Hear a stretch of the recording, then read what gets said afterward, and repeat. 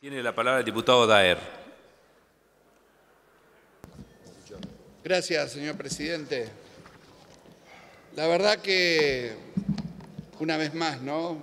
La política nos cruza con momentos delicados, complicados y que pensamos que no iban a suceder más.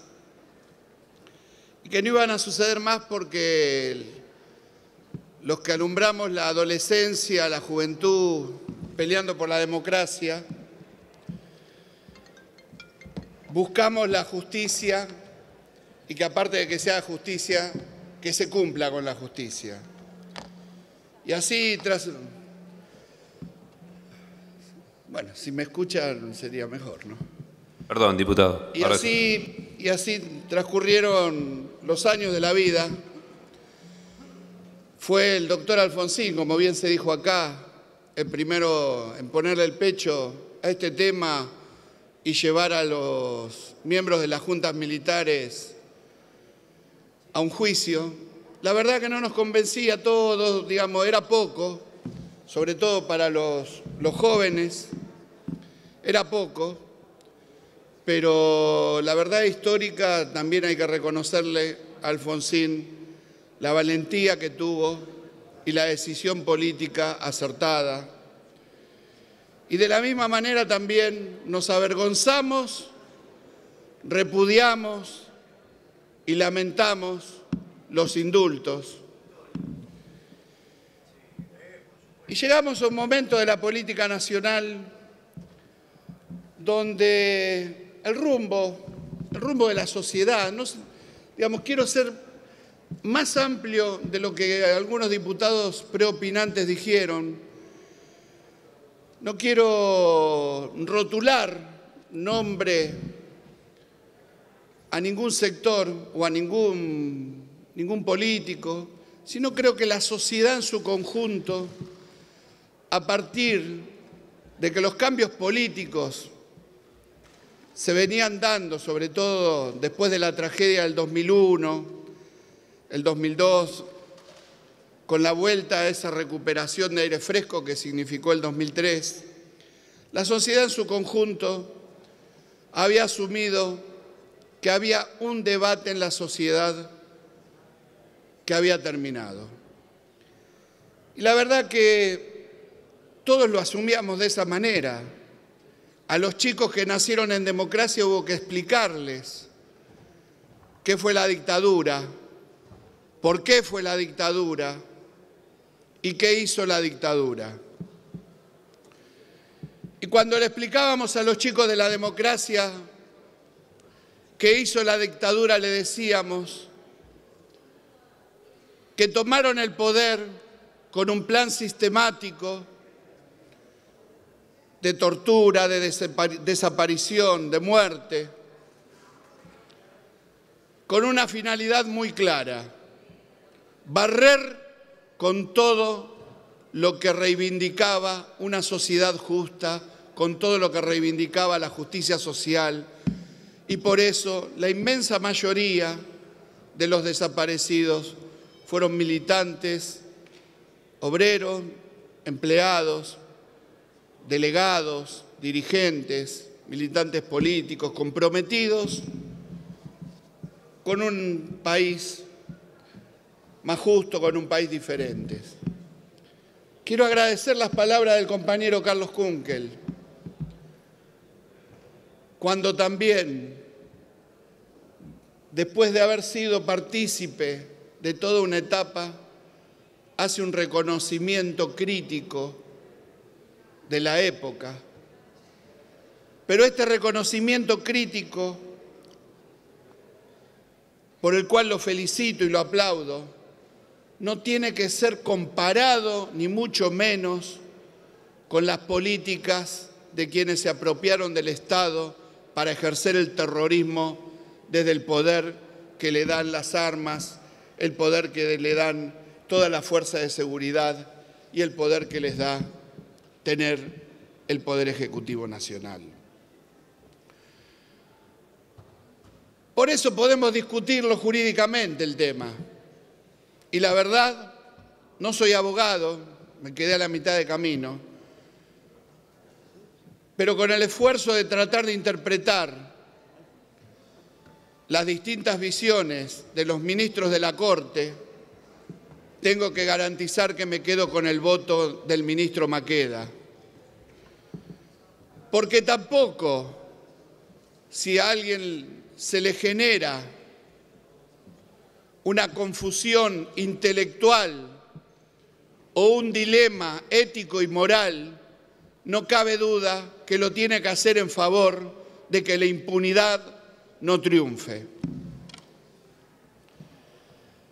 Y en esto quiero también decir que en un principio, después del fallo, muchos no estuvimos confundidos, pero hubo personas con responsabilidad en la justicia que sí estaban confundidos. Primero fue el secretario de Derechos Humanos. Creo que con esa vorágine de no querer contradecir a un poder como la Corte Suprema, quiero pensarlo, pero también el que se equivocó fue el ministro de Justicia. El ministro de Justicia no puede decir: no me gusta el 2x1, ni para esto ni para otros delitos. No es lo mismo, no es lo mismo. Y en esto voy a disentir con algunos diputados preopinantes. Hay delitos que son aberrantes, como las violaciones, como el homicidio, pero no es lo mismo a la práctica sistemática de desaparición y muerte programada desde el Estado. No hay igualdad, no hay igualdad. Y por eso creo que quienes tienen la responsabilidad dentro del gobierno no se pueden equivocar. Y quiero darle un párrafo también a las cuestiones de reconciliación. Tengamos cuidado, tengamos cuidado. Porque si nos vamos a reconciliar y decimos acá no pasó nada, abrimos la puerta para que sucedan estas cosas. Es como cuando uno se vacuna contra una enfermedad. Si los anticuerpos que tiene uno contra una enfermedad pierden esa fuerza, la enfermedad avanza.